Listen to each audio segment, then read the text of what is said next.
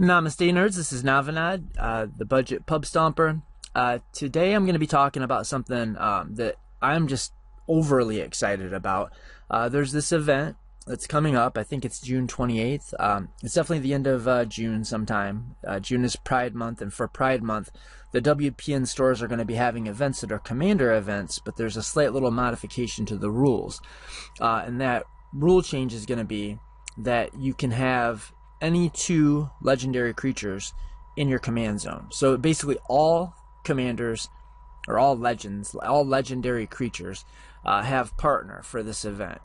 And ever since I heard about this, it's been living rent-free in my head. I mean, it's not even that. It's like it's been charging me rent to live some of the time in my head.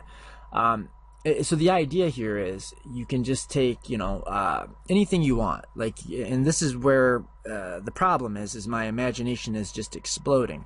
You could play, for this tournament, this June 28th, I believe, event, you could play Korvold and Blue, Korvold and Sakashima. I don't think that's particularly good. It's cute. It's not bad to have Korvold with blue magic things, and you could maybe even clone your Korvold, which would be kind of insane, but probably very much a win more scenario. But you get to play blue with Korvold. That's the thing. But if you do build Korvold and Sakashima, I think you should be contractually obligated, especially if you learned it from me. You have to call your deck Double Dragon. That's enough to almost make me want to build the deck myself. Almost. The try-hard in me is not going to settle for that nonsense. So I got on YouTube looking for ideas and like other people's thinking on this, and I find nothing. Zero, zilch. So anyway, let's get on to what we are going to do.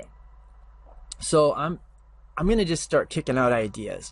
I've got like way too many to get through them in one video, so I just started popping some commanders that I'm interested in breaking by pairing them with other commanders. And what I'm finding is these partner pairings are way too cracked for CEDH. So I'm even wondering if I should play in this event. I mean, if you take this real seriously and you just break it, crack it in half, and then you go to one of these events, I don't know how much fun it's going to be for everybody else. So maybe what I'll do is I'll limit myself to a budget. We'll do like a $100, $200 budget, depending on what partner pair we decide to work with. And I'll let you guys vote. And you know what? Nobody ever votes on my channel, so probably if you just vote yourself, if you tell me what you want me to do, that'll probably win the vote by itself. But without further ado, let's get into some of the nasty nonsense that I've been thinking about. So this is just an easy one. Tatyova plus Azusa. Now, CDH players, don't check out yet. Like, I know, like, some people are looking at this and like, holy shit, that's going to be so broken. And then there's going to be a lot of other people that are going to look at this that are like CDH players that are going to look at that and say, Navanad. You could have picked anything you wanted to, and you're talking about Tatyova and Azusa. But look, man, like, here's the thing. Tatyova is better than most CDH players think. I've played against it. I've played against it kind of a lot, and it's like, it can get to a point where it's oppressive. And if we're going to do a budget deck, then we're going to want to make it, $100, $200, so we don't want to be in like 5 colors. I know that's what all the CDH players are thinking. It's like, if we really want to crack this, we want to probably be in max colors for the most part. But also, if you know how this deck functions, like the newer versions of the deck, I've got it here. So they do definitely use Azusa, obviously, right? But new versions of the deck are jamming like Ashaya, Nissa. I'm not going to have time to get into how all of this stuff works, but it's really interesting. And one of the main things is this, it's turns, Tatyova turns. So you cast Walk the Aeons, right? Which has buyback, sacrifice 3 islands. So you sacrifice 3 islands, take an extra turn, and you can float the mana from the islands, sacrifice them to buy it back, and then if you have Tatyova in play, or not Tatyova, Azusa in play, then you can just play those 3 islands again. Crazy, right? Like, that's pretty good. And then we just build a control deck. It's not great. I'm just warming up here. It's pretty good though, right? That'd be pretty fun. It'd be fun. Maybe that's something I could do and not feel like a dick about playing. I mean, there's some things that are just like grotesque, right? So let's get to one of the grotesque ideas. But that's going to be Slicer plus Jeska. Okay, so if you've never played against Slicer, I built this as a CDH deck for my daughter to take to a tournament and play, because you really just, I taught her the whole mulligan guide is play Slicer Transformed on turn 1. You mulligan for a hand that gets turn 1 Slicer, or you keep going. And once you're down to like 5, you can settle for a turn 2 Slicer. But the deck just jams turn 1 Slicer most of the time, or turn 2 Slicer. Generally, we're going to have Slicer out on turn 1. We are going to attack, and even with my $100 budget deck, it very consistently goes turn 2 Slicer. While everybody else is still developing, you're hitting people with cars, right? You're smacking into people. So the way this works is you cast it for 3. If you're playing a budget version, you're going like Simian Spirit Guide, or Rite of Flame, or Desperate Ritual, or Pyretic Ritual, or you can go like turn 1 Depletion Land. There's just infinite ways, even on a budget. You go either turn 1 or turn 2 Slicer. You smack somebody with this car. It's 3 commander damage, and then you transform it. And when it transforms, it turns into this thing. This is a 3/4 double strike, and once we smack somebody with it, when we pass the turn, we can give Slicer. We can give Slicer to the next person. As soon as it's somebody's turn, Slicer comes back to your control, and then you can hand it to the person whose turn it is. And then they have to hit somebody who isn't you with the Slicer, and it's a 3/3 double strike, and this is all commander damage. So if you're playing a 4-player pod, 1 go around the table, you dealt 3 commander damage, and then you had 6 commander damage dealt by the next person, 6 by the next, and 6 by the next. You've done 21 commander damage in your first orbit around the table. Now that's setting aside any enchantments or it's really like equipment is super nasty in this deck. There's like the 1 mana equipments that just maybe they give it like a +1 buff, but they make a treasure every time they deal damage. Now keep in mind, you're going to still control the equipment. So as long as the equipment doesn't say specifically that it gives the creature an ability, if the equipment just has the ability, you still control the equipment, even though your opponent controls the Slicer. So if it's the one that just makes a treasure every time it deals combat damage, then you'll hit somebody with it, you'll make a treasure. Let's say you've got the thing transformed into the big Slicer. You'll hit somebody with it, it's double strike, so you're going to make 2 treasures. Then you're going to pass that along, and the next person is going to hit somebody, double strike, make 2 more treasures. So you're going to make 8 treasures in one rotation with just like a kind of janky junk and inexpensive piece of equipment. Let alone when you put like Umezawa's Jitte or Sword of Fire and Ice on this thing. But the most broken thing you can do is cast Jeska. So now Jeska triples the damage output for your commander, or for, target creature. And I know what you're thinking, right? Like, wow, that's really great. You can just like KO somebody. But I want you to think a little bit deeper. Okay, it's not that you're going to KO a person. Let's read this together. Her 0 ability says choose target creature. Until your next turn, if that creature would deal combat damage to one of your opponents, it deals triple that damage to that player instead. So that means even as you pass Slicer around, so you have Slicer, it's your turn, maybe you've already hit everybody once, or you've passed it around the table once. Now you drop Jeska on your next turn, maybe it's turn 2 or turn 3. You use the 0 ability, and now your Slicer has double strike and deals triple damage. And unless people can block, and you're going to probably load the deck full of board wipes, like End the Festivities and Pyroclasm type effects, unless your opponents can block, they're all going to be dead. So if you do this on turn 2, it's not going to your turn 3. And you can do this out of the command zone in this event, and you could do it for cheap. So this is one that I don't know if I'm like over the moon about it, but if you're trying to win the event and you're doing it on the cheap, this is nasty, right? That's like really legitimately nasty, especially on a budget. Now, if there's more like expensive things you can do, but again, this is a budget channel. You know what? Let's talk about one of the expensive things. So one of the best decks in the format is Rogsai and CEDH, right? They play, let's see here. Okay, they play pretty useless commander. Like the idea of this 0 mana commander is it turns on your deflecting slots, it turns on your Fierce Guardianship, it gives you access to Mox Amber and a host of other things that you wouldn't have access to otherwise. Springleaf Drum, Paradise Mantle you can equip, so you get all this extra fast mana. It turns Jeska's Will on super fast, because it allows you to play all these other artifacts. It allows you to play Mox Opal. I don't see that in this deck, but I think that feels wrong. There's enough artifacts. But the idea is that this deck wants to power out a really fast ad nauseum and just win the game. And it's going to play some other things, like some of them will play Bolas's Citadel, or wheels, like maybe jam all the wheels, maybe jam some of the wheels. There's a lot of different ways you can build it. Pure Into the Abyss, maybe, in certain versions of the deck. But what you don't, like where there's not a consensus in the deck, and I'm not like a Rogsai pilot, but one place there's not a consensus is whether you want to play like all the value engines, right? Like obviously you're going to play Remora, you're going to play Rustic Study because you're in the colors, but I'm talking about things like the One Ring and like Talion.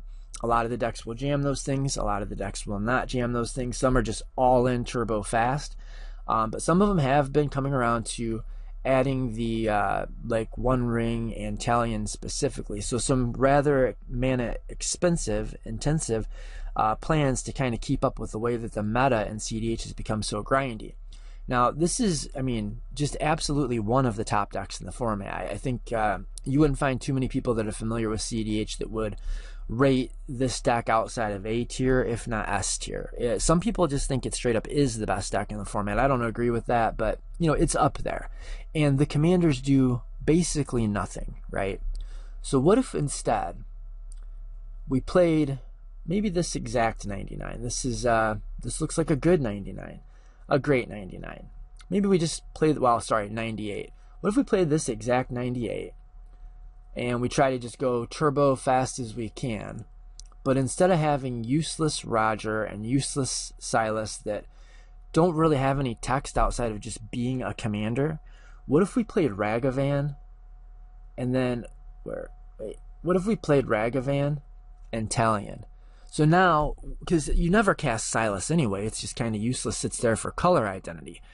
And some decks do play Talion. Some are like, no, we want to be trim and slim and we want to go turbo fast. So what if we went turbo fast, like Grixis Core, turbo ad nauseum, but we had, instead of a 0 mana do nothing commander to turn on all of our free interaction, we had Ragavan, which can be like an extra source of treasures, and it can be a little bit extra value some of the time, but I mean, it's got text and it's basically free in a way. Like it refunds itself, not until your next turn, but you're usually not trying to go off turn 2, although I guess sometimes you are, but you could get your attack in with Ragavan on turn 2 and then go off. And then if you end up in a situation where your plans got thwarted, you got stopped on your turn 2, turn 3, then you just cast your Talion and you're grinding right along with the rest of them. So I think that would be like a legitimately broken like CEDH thing to do. Another thing that I think is like, this is stupid. This is just stupid. We could play Shalai and Halar.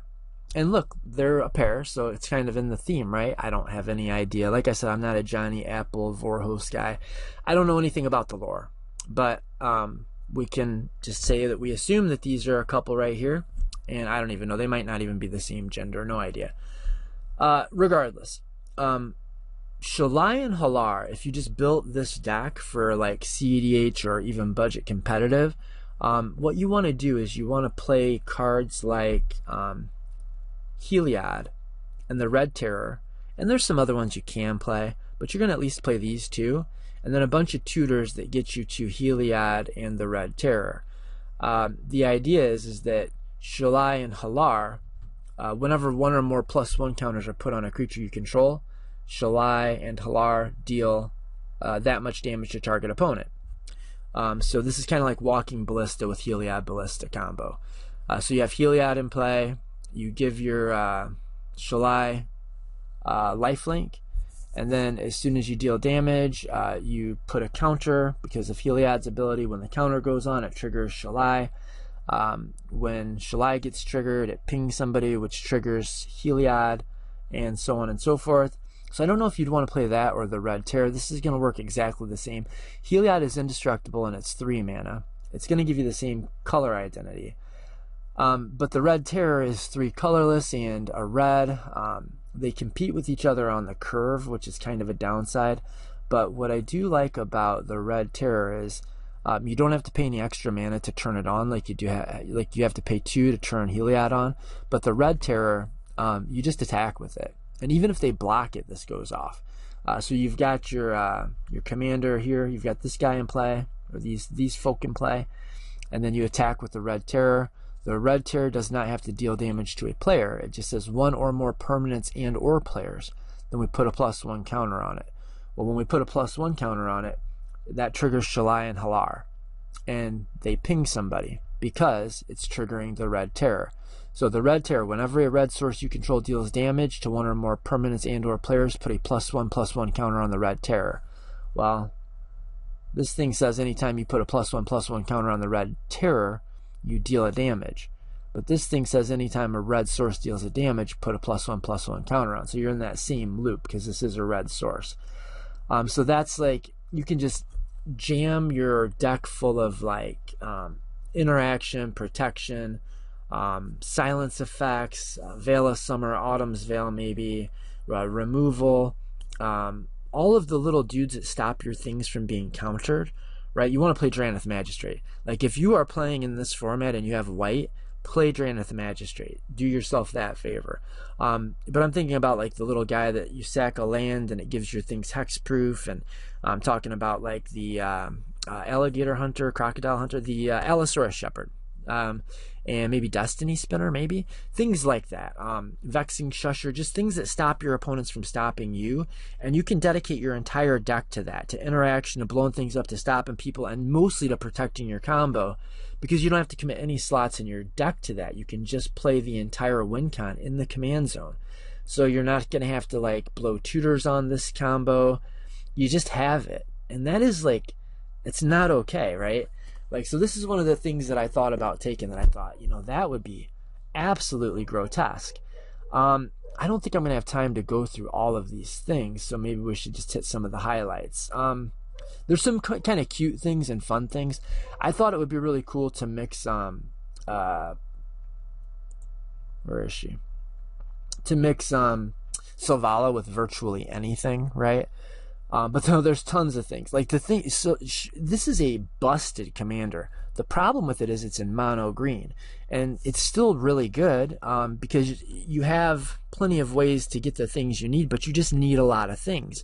So what you end up doing in Selvala is you're jamming a bunch of redundant copies of A plus B plus C combos, because she goes off easy and makes infinite mana, but she doesn't pay the infinite mana off really, right? So you need to find the combo to go infinite and the payoff, right? And the best, you've got some 1-card combos in the deck that will be both, like Umbra Mantle can kind of function as a win condition and infinite mana combo, and you've got Staff of Domination, which helps you go infinite mana, and it gives you the ability to draw your deck when you do. But you don't have tutors in green to find artifacts, so that's kind of a bummer. So what if we put Selvala with Thrasios? So hear me out, right? So now we have access to all of Blue's tutors that can find our Staff of Domination, find our 1-con win conditions. So it makes it very easy to go infinite mana with Selvala. It already is easy, but when you have like all of the like tutors that just find you or even put into battlefield artifacts, because you've got blue color identity, then you've got a 1-card win condition with Selvala and tons of ways to tutor it out. But then you still have to find the win condition, right? Well, no, because Thrasios is the win condition. So here we get access to blue tutors, we get Selvala, and we get the infinite mana outlet, because Thrasios, when you get to infinite mana, you just win the game. You're just able to draw your entire deck, play all of your creatures out, and win with Finale of Devastation, or do any of the normal Selvala things, bounce things, blow things up, so on. If you go to infinite mana and draw your deck, you win the game as long as your deck is built half well. So that would be interesting. But I think, okay, this is maybe a little bit cute. Some of the other things I was thinking about pairing with Selvala: the Gitrog Ravenous Ride. Okay, they both want to play all the same things, right? Oh, wait, real quick, going back to Selvala and Blue. Selvala and Blue makes it also really easy to find Phyrexian Dreadnought, right? So what if, I mean, you have all the green tutors for creatures and all the blue tutors for artifacts. So that got me thinking, what if we played, instead of Thrasios, we played Curia Emergent Intelligence. And then we just, always have access to our Phyrexian Dreadnought. So we turn Curia into a Phyrexian Dreadnought, which allows us to tap our Selvala for 12 mana of any color, but also it allows Curia to swing in and deal 12 trample damage and draw a card for every damage dealt this way. So I don't know how that deck would form. I'm sure it's broken. I mean, I'm sure and it's super fun. Maybe this is the thing I'll show up with. I don't know, because this isn't like I'm going to win the game on turn, 2 or something, but it is like I'm going to be drawing 12 cards a turn and making infinite mana. So, good luck to everybody else, right?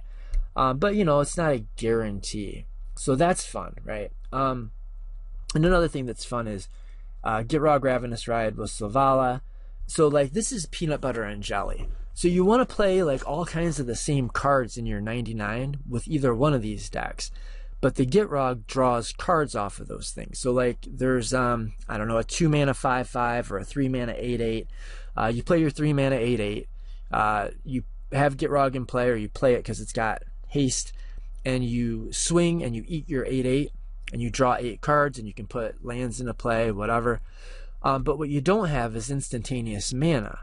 But you're playing in Gitrog, you're playing all these big fat creatures to draw a ton of cards.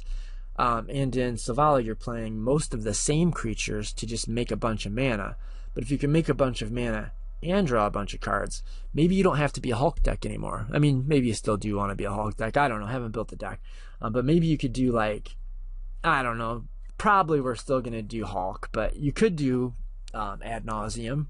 You could do, well, no, I guess. Yeah, I don't know. Peer into the Abyss. Yeah, it could be a Peer into the Abyss / Hulk deck. Look, I'm not building the decks for you guys. I'm just going to give you ideas that you absolutely should not use, because this is not fun. This is broken. Dargo would be another thing I think would be great to pair with Selvala. I'm not going to spend a lot of time on that because I've got bigger and better things that I need to get to. Godu. What's the thing about Godu? Godu enters the battlefield and tutors up Helm of the Host. You can pay 5 mana to equip the Helm of the Host to the Godu, win the game on the spot. The problem has always been 2. 1, it's mono red, so you're a little limited to colors, so it makes it kind of a glass cannon. And 2, it costs 11 frickin' mana. But what if we added white? Then it wouldn't be as much a glass cannon, because you'd have Silence, you'd have Grand Abolisher, you'd have Ranger Captain of Eos, right? And that red-white Silence, where it's like a dude on one side and a Silence on the other. Revel in Silence, I think, is the Silence effect. 2 mana Silence. So you'd have all the Silences. And you'd have this guy, Ardenn, Intrepid Archaeologist. So now, instead of counting to 11 mana and winning the game with Godu, because you don't want to run the Helm of the Host out and not equip it and give the entire table a turn rotation to blow up your Helm of the Host or your Godu. No way. You want to be able to do it all in one shot. Well, instead of counting to 11, what if we just had to count to 6? Along the way, we'll pass 3 on our way to counting to 6. Usually on turn 1 or 2, because you're going to load the deck full of mana like you always do in Godu. But Ardenn comes out, say turn 1, turn 2, say turn 2. Godu comes down turn 3, gets the Helm. The Helm comes into the battlefield, and you use Ardenn's ability to equip the Helm for free. GG's. I think this is busted. I think this is really, really good. Atraxa. Atraxa's a meta deck. You'll see this in tournaments. It used to kind of be a very good, it's an established meta deck, right? What's the biggest problem with Atraxa? I would say the biggest problem with Atraxa is you don't have the color red, and it's a 7-mana commander. Now, if you did have the color red, you'd have Dockside. You'd have Jeska's Will. You'd have all the red rituals, right? This would be a lot better in red. Hold that thought in your head for a moment. So Ragavan. Ragavan would be a really good commander. It really would. This would be the best turbo ad nauseum commander in the format if it was just 5 colors. You see where I'm going here? So we play Atraxa. we add Ragavan, and we could either play like a 5-color monkey, like a 5-color Rogsai, and then we just play ad nauseum. We don't have to worry about like Peer into the Abyss, or if we don't want to play Necro, we don't have to. In 5 colors, you may or may not, I guess. But you have a backup payoff, kind of the way we were talking about using Talion as a grind engine if our initial ad nauseum plan doesn't go according to plan. We have Atraxa as our backup plan. And I don't mean just to beat face. I mean like when this thing comes into play, you're drawing like 4 cards, like selected 4 cards, maybe on average. And you've got probably you play your Twin Flame Dualcaster Mage in the deck, and you can Twin Flame your Atraxa, re-trigger its ETB. Maybe you don't fit Twin Flame Dualcaster Mage in a 5-color deck. I don't know. I think there's really 2 or 3 ways you could do it. You could either play it more or less as an Atraxa, a 5-color Atraxa, and put like your Displacer Kitten, which is obviously grotesque with Atraxa, and kind of lean in that direction. Or you could play like 5-color Monkey and play it like a Turbo Adnos deck with 5 colors and Atraxa as a hell of a backup plan. Or maybe you'd do somewhere in the middle there. Maybe you'd play like a 5. Probably my intuition is we'd play a 5-color Ad Nauseam deck with Ragavan, and we would have a couple cards that we added just kind of because Atraxas there. Like probably we play Displacer Kin, you know? And it'll have some value outside of just our commander, but it's really busted with Atraxa. So now there are some things, like I said, that I just wanted to do for fun. So what's just a kind of like cozy little fun, cute idea? How are we doing on time here? Okay, not bad, not bad. So just for fun, I thought it would be interesting to do Atali. And if you haven't seen my Atali primer, watch it. I made like a full-powered CDH deck for a friend, proxied, right? And it's Atali. And the idea of the deck is mainly to just play your Atali ASAP, usually turn 2 or sometimes 3, and then you just start copying it and blinking it and copying it and, you know, whatever. We make a bunch of ETB triggers, and we win the game mostly with our opponent's cards. That's the idea. And then sometimes, worst case scenario, I actually saw him do this in a game yesterday, first time he played it. He did flip Atali, and he did delete a player from the game. So you can do that too. One of the problems, and it's not a problem, the deck works really well, but you've got like Twin Flame, you've got Molten Molten Duplication, you've got Twin Flame, what's the other one? Heat Shimmer. So you've got those 3. And then you've got Cursed Mirror for 3 mana. And then you start getting into things that are a little slower. Some of them are more powerful. Like you've got Rionia that can make multiple copies of Atali, which is really broken, but it is like 5 mana, I think. And you've got, maybe you play the Sword of whatever and whatever that blinks at every turn, maybe you don't. But as you're storming through your deck, you're not always hitting, like the best thing that can happen is you hit a Twin Flame or a Twin Flame effect, and then you cast it and you do it again. And if you keep bumping into those, then you keep going off. So what if instead of being like red and green, what if it were Teamer? Let that sink in. Isn't that a mess? That is a mess. It is so, thinking about this deck makes me so happy. And it makes me also happy that Wizards of the Coast didn't actually make this a Teamer commander. It would have to be banned. This would be insane. So not only, if you do start to run out of gas or can't find ways to copy Atali, you've got a clone back up in your command zone, right? But you have access to blue. And blue has all these 2 and 3 mana copy target thing spells. Like, I don't think you'd ever, I think as soon as you did your first Atali flip, most of the time, you'd storm off and you'd just win the game on the spot. I think most of the time that would happen. You'd have Phantasmal Image, Phyrexian Metamorph, all the kind of crappier ones like Stunt Double and so on. When you're flipping them off the top of the deck, it doesn't really matter that they cost 4 or 5 mana. So you just jam all the clones. And then you could even like keep them, right? Like with the red spells, not so much, but and I know what you're thinking. No, you can't keep them, because if I cast Phyrexian Metamorph, copying Atali, the legend thing happens and it exiles one. You know, I lose one of them. But maybe read Sakashima of 1,000 Faces again, because Sakashima of 1,000 Faces says the fuck it does. So Sakashima makes the legend rule not apply. So not only can you store them off with a bunch of Atali triggers, but you get to keep the Atalis if you cloned them, right? I just think it's amazing. Like this makes my heart sing. It makes my heart sing. What else? I was thinking about what would the most broken thing be that you could do in terms of food chain, right? Atali is one of them. But the first thing you need all the right colors. To be a truly good, like perfect food chain deck, I feel like you need green for food chain. And then I think you need blue to have access to Mist Hologlyph or whatever. You always get the artifact version. Now, a lot of decks will only play one version of this effect, right? They only play like Squee. But unfortunately, a lot of food chain commanders are not in the color red.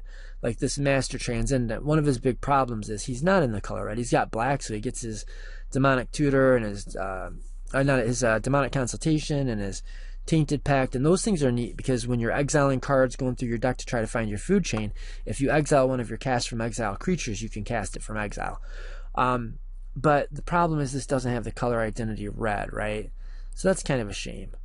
And then I realized, you know what's a legend?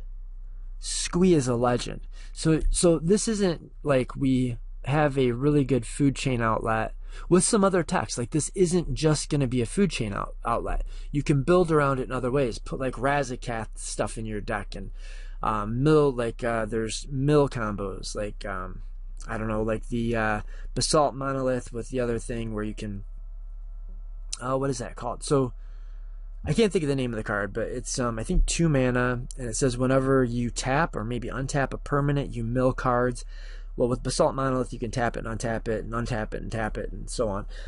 Mesmeric Orb. So Mesmeric Orb with Basalt Monolith, you can mill yourself out, maybe like tap this to put a Razakath, a 3/3 Razakath into play. It doesn't matter that it's a 3/3. That's not what's important about Razakath. It wins the game on the spot. But then the other obvious thing you can do is just find food chain. You've got all of the tutors, right? You've got the black tutors, and you've got Squee in the command zone, so you don't even have to play Mist Hologlyph or you don't have to play the bad ones, and you don't really even have to find. So basically, you're going to be in a 4-color food chain deck that has the outlet in the command zone. If you find your food chain, you already have Squee. You win the game, and you're in a black deck that has all the black tutors, and I guess you get Gamble too. So there's maybe some other tutors you'd want in red. Maybe not. But so you have the outlet in the command zone. You've got good colors for finding your food chain. You've got the green color where you can play your food chain, and you already have Squee in the command zone. So all you have to do is find food chain, win game, and it doesn't have to be the only thing you do. Okay, so another thing that I just think would be really fun, right, is Raga Draga. And I wish I would have brought this up. In fact, I'm going to. We're going to pause. Okay, so this is, it took me a minute to find it because I have it under high power because I don't think it's quite CEDH, but it's real close. I think this would be in fact, I built a $100 version of this and it's virtually the same deck. So Raga Draga is very consistent. And what it does essentially is it has to find one of these Viridian Joiner or Marwyn or Cradle Clear Cutter, one of these things that can tap for mana equal to its power. That's step 1. So oftentimes you're going to play this out like on turn 2. You load the deck full of dorks, so you'll always play as long as you find one of these. This is maybe the best one for the deck outside of Selvala. But your Huron Blade Elite, cast this on turn 2. And then on turn 3 you cast this, and you may have to wait. You may have to find another tutor because maybe you had to use a tutor to find your Marwyn or your what are the other ones? There's ones that there's like 5 of these. This is not an updated list, by the way. In fact, my $100 deck is probably better than this one. Anyway, it doesn't matter. We find one of these creatures that has the ability to tap for mana equal to the creature's power. We find another tutor, and we tap. Usually we'll be tapping this for 4 mana. We tap our other dorks. We get to 7 mana, and we cast a 7 mana Chord of Calling or Finale of Devastation or Green Sun Zenith, and that will untap our dork, our Clear Cutter, or our Harem Blade Elite, and it untaps it and it gives it +7/+7. So usually now this thing is going to be tapping for 10, at least maybe 11 mana. The thing we're finding isn't actually 7 mana, but we just need to hit that 7 mana mark because we're going to find Temur Sabertooth and put it into play. Now there's this really weird card called Panglacial Worm. It's 7 mana, and while you're searching your library, you're allowed to play this from your library. You can do that even when you crack a fetch land, by the way. So you've got your untapped mana dork that's going to tap for 10 mana. You're getting your Temur Sabertooth into play. You tap your dork and you play Panglacial Worm, which untaps your dork again and gives it +7/+7. And this thing comes into play, and now you can tap you're at infinite mana, and you can infinitely buff your team. It's just a little bit less consistent than I'd like it to be. It's fairly consistent, and even on $100, it's like a turn 4 deck most of the time. But one of the big problems is you just have to mulligan for a lot of things. You need to have all the things. You need to have a dork. You need to have your you need to have tutors. You need a lot of different pieces. But the main piece you need is a piece like Selvala. So if we played Ragadraga with Selvala in the command zone, then every time we tutor, we can just tutor for our Temur Sabertooth and cast our big-ass creature while we're tutoring. So I think this would be fun. It's it's cracked, don't get me wrong. It's not just fun. But let's look at something that is only fun, not cracked at all. Najeela the Blade Blossom. And we just pair this up very innocently with Derevi, Imperial Tactician. So this is 5-color good stuff with your win condition all in the command zone. If you're not familiar with this combo, just imagine you've got an Arcane Signet in play or a Command Tower in play. It doesn't really matter. You've made a couple warriors, or you're casting a couple warriors. You attack with your Najeela the Blade Blossom. Your warriors spawn mid-combat and they make extra warriors. And when they do, if you have, let's just say you have 1 warrior plus Najeela, then you attack with your warrior and Najeela as a warrior. That triggers both warriors to make 2 more warriors. Then if you just have 1 mana untapped, you can go infinite with Derevi. Because every time you hit somebody with one of your little dorky warriors, it gives you a Derevi trigger that can untap your command tower. So you put 5 untap counters on the command tower, and you tap the command tower for Wooburg, and you pay the Wooburg for this extra combat effect on Najeela. Then you restart combat, your warriors keep spawning, and so you only have to be able to get to 5 mana the first time, and then it takes care of itself from there. And even when Derevi enters the battlefield, it untaps or taps a thing, so that helps too. This is cracked, right? But this would be expensive. This would be one that if you don't have a CDH collection, I don't know if you want to mess with this, because that's 5 colors and really needs to be 5 colors. And it needs to have a good mana base, because Derevi kind of relies on you having the right colors out. There's one more thing I definitely want to talk about. So there is a pretty good deck in CDH. It's a tournament established deck. Maybe it's like B tier, A tier, like probably low A tier, called Dawnwaker Thrasios. The idea is you play Thrasios in the command zone, and you play Bruce Tarl, which is a bad commander, but you play Bruce Tarl just so you can put Zirda the Dawnwaker in your deck.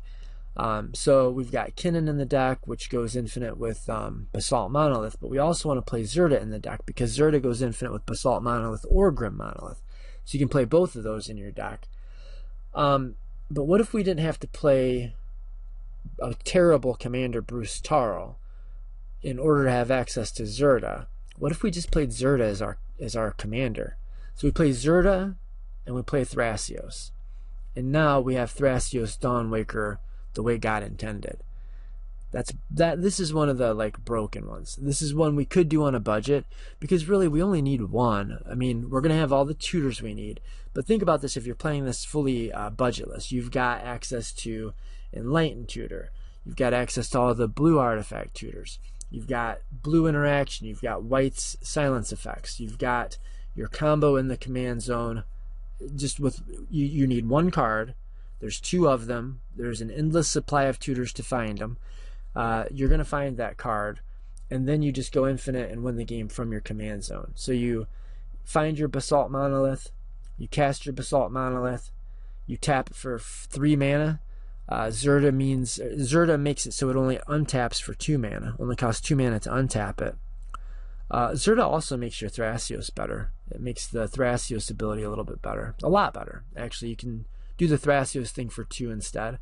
But I digress. We get our Basalt Monolith, we make infinite mana, we cast our Thrasios, or maybe it's already in play. And then you draw your deck, win the game. So I haven't had time to go over all the things. For those of you who are like just kind of awful people, I've got one maybe even more awful than I'm gonna leave you with this, guys. I think I'm gonna have to leave you with this. One more that's maybe even more awful than the Slicer plan, and that is gonna be Tavishzat and Shorakai. So look, guys, here's the thing. Sometimes I just want to play Shorakai, right? I want to play a control deck with a bunch of board wipes, and I want to cast my Humility, and I want to ruin everybody's day, and I just want to play like I don't give a shit about, but you know, and I'm in white and blue, and sometimes you just have to ruin people's days and cast Humility. And like you might think, hey, Humility, that's not hard to find. You're in white, and white is the color that can tutor up enchantments, but that's just a myth. Like white has like 2 tutors for enchantments, and one of them is bad.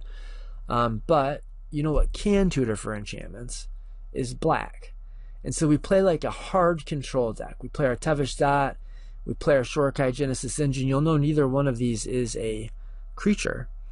So not only do neither one of them give a shit about Humility, but they both actively want to have Humility in play. It makes Tavishzat's things better. The +2 that makes the 2 0/1s, it buffs the 0/1s. So it certainly doesn't hurt them. And you're obviously never going to be crewing your Shorakai anyway. You're using it as a value engine, and it is a nasty draw engine. Both of these are nasty draw engines. So you just use these 2 nasty draw engines to go through your deck, and you have access to the black tutors, you've got access to the white couple of tutors. You get your Humility and play ASAP, and then everybody just scoops, right? There's no way they can win. And you're thinking, well, yeah, won't that hurt your things too? No, it's not going to hurt my things too. We won't be playing creatures. We're just going to play a control deck, a hard control deck, and we'll be able to get away with it because we can quickly get our Humility into play, and we can load our deck with interaction, and we've got a draw engine in the command. We've got 2 draw engines in the command zone, and neither one of them get affected by Humility. So if you're feeling mean, that's the thing. I think that would be brutal. You play your Stax pieces, you know, just make sure they're enchantments and artifacts. And, you know, there's other things. There's so many other things. I was thinking you could play Derevi, and you put the One Ring and make like a 1-ring Derevi deck, but you have Oswald Fiddle Builder, this guy, as your partner, so you can pretty easily break your artifacts to find your 1 ring. Or maybe you play Thada Adal and you steal somebody else's 1 ring. So there's tons of ways we can make sure that we get the 1 ring. And when you have Derevi in the 1 ring, that's crazy. And with Derevi and Oswald as our commanders, we could load the deck full of like artifact Stax pieces that we can tutor up at will. And then we load the deck up with control pieces. We're probably going to be, I don't even want to say it, I'm feeling a little mean. We're probably going to want to play, not Humility, maybe the next best thing though, Stasis. Like maybe we play a Stax deck with Stasis in it, because Derevi allows us to just easily break parity on Stasis, and then we lock the game up with our, Cursed Scrolls or whatever the hell, our Null Rods or whatever. No, not Null Rod. Don't do that. But our Artifact and white Stax pieces, our green Stax pieces, our Manglehorns, our obviously what the hell is the white thing I said you definitely can't leave home without? Drannith Magistrate. So you play like maybe a Staxy game, and you can find the Stax artifacts pieces that you need on command with Oswald on your way to finding the 1 ring. Maybe you drop a stasis for good measure and you just win the game. So that's some of my ideas. Like, I've got tons and tons more to say, but here's what I want to say. Tell me what deck you want me to build on a budget. We're going to do a vote. Now, usually nobody votes. So if you vote, you probably win the vote. So vote on which one you want to see, and I'll build that deck. And tell me the budget too. So that we're going to do either like 100 or 200. I didn't get to this. I was thinking of maybe Rakdos and Ragavan, which, man, that's a whole nother... It's not as busted as some of the other things, but at a budget, I think it's plenty busted. But I'm not going to have time to talk about that. Lots of things we won't have time to go over. Maybe I'll do a follow-up. Maybe we'll do multiple follow-ups. Tell me what you're thinking about the format, the event that is, and let me know what you want to see, and which of these broken ideas you thought was the most bustedest or the most fun. Till next time, guys, word to your mothers, may the force be with you, and namaste, homies.